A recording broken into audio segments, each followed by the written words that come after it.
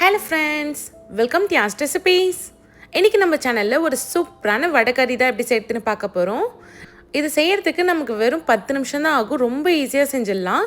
இது இட்லி, சப்பாத்தி, செட் தோசை கூடலாம் டேஸ்ட் வேறு லெவலில் இருக்கும். வாங்க எப்படி செய்யறதுன்னு பார்க்கலாம். ஃபர்ஸ்ட் அது செய்கிறதுக்கு நான் 1/2 கப் அளவுக்கு கடலைப்பருப்பு எடுத்திருக்கேன். இதை நல்லா 2 மணி நேரம் ஊற வச்சுருக்கேன். இது மிக்ஸி ஜாரில் சேர்த்துக்கலாம். இது கூடவே காரத்துக்கு ஒரு 3 காஞ்ச மிளகாய் சேர்த்துக்கலாம். 1/2 ஸ்பூன் சோம்பு சேர்த்துக்கோங்க. 1/2 ஸ்பூன் போல் உப்பு சேர்த்துக்கோங்க. இப்போ இதை மூடி போட்டு லைட்டாக கொரன்னு அரைச்சி எடுத்துக்கலாம். நம்ம தண்ணி எதுவுமே சேர்க்கக்கூடாது. இந்த அளவுக்கு திக்காக இருக்கணும். இப்போ ஒரு தோசைக்கல்ல இதை அடை மாதிரி தட்டி எடுத்துக்கோங்க. உங்களால் எந்த அளவுக்கு மெலிசாக தட்ட முடியுமோ அந்த அளவுக்கு மெலிசாக தட்டி எடுத்துக்கலாம். மேலே கொஞ்சமாக எண்ணெய் ஸ்ப்ரே பண்ணி விட்டுக்கோங்க. அடை ஒரு சைடு வெந்ததும் திருப்பி போட்டு 2 சைடும் வேக வச்சு எடுத்துக்கோங்க. வடைக்கறி நம்ம நிறைய ஸ்டைலில் பண்ணலாம். சிலவங்க இதை இட்லி பாத்திரத்தில் வேக வச்சு பண்ணுவாங்க. ஆனால் இந்த மாதிரி தட்டிட்டு செய்கிறப்போ நல்ல டேஸ்ட்டாக இருக்கும். குக்கரில் தேவையான அளவுக்கு எண்ணெய் சேர்த்துக்கோங்க. இது கூடவே பிரியாணி ஸ்பைசஸ் எல்லாம் சேர்த்துக்கலாம். நான் பட்டை, கிராம்பு, ஏலக்காய், சோம்பு, கல்பாசி, பிரிஞ்சி இலை எல்லாமே சேர்த்துருக்கேன். இது கூடவே ஒரு பெரிய வெங்காயத்தை பொடியாக கட் பண்ணிவிட்டு சேர்த்துக்கோங்க. 2 கொத்து கருவேப்பிலை சேர்த்துக்கலாம். ஒரு பச்சை மிளகாவை உடச்சிட்டு சேர்த்துருக்கேன். இப்போ இதை நல்லா வதக்கி எடுத்துக்கலாம். வெங்காயம் பார்த்திங்கன்னா நல்லா வதங்கி கண்ணாடி பதம் வரணும். அந்த மாதிரி வதக்கி எடுத்துக்கோங்க. இது ஒரு 2 நிமிஷம் போல் ஆகும். வெங்காயம் ஓரளவுக்கு வதங்கிடுச்சு. இதில் 1 ஸ்பூன் இஞ்சி பூண்டு பேஸ்ட் சேர்த்துக்கலாம். ரொம்ப சேர்க்காதீங்க. சேர்த்துட்டு இதையும் நல்லா வதக்கி விட்டுருங்க. இது எண்ணெயிலே இஞ்சி பூண்டு வதங்குறப்பவே நமக்கு அவ்வளோ வாசனையாக இருக்கும்.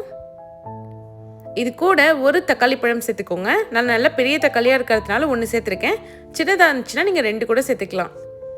இப்போ தக்காளியும் நல்லா குழைவாக வதக்கி எடுத்துக்கலாம். பாருங்கள், நல்லா வதங்கிடுச்சு. மசாலாவுக்கு 1/2 ஸ்பூன் மஞ்சத்தூள் சேர்த்துக்கலாம். 1 ஸ்பூன் தனி மிளகாத்தூள் சேர்த்துக்கோங்க.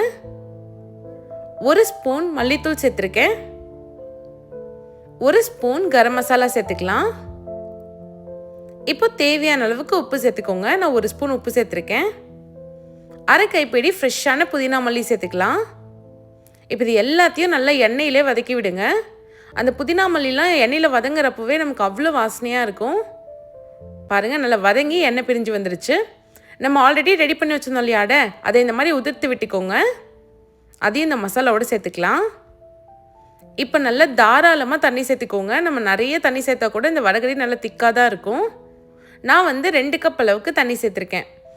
இப்போ தண்ணி, இந்த பருப்பு எல்லாமே நல்லா ஒன்று சேர கலந்து விட்டுக்கலாம். இந்த ஸ்டேஜில் உப்பு காரம்லாம் செக் பண்ணிக்கோங்க. இந்த மாதிரி கொதி வந்ததுக்கப்புறமா குக்கர் மூடி 2 விசில் வச்சு எடுத்துக்கோங்க.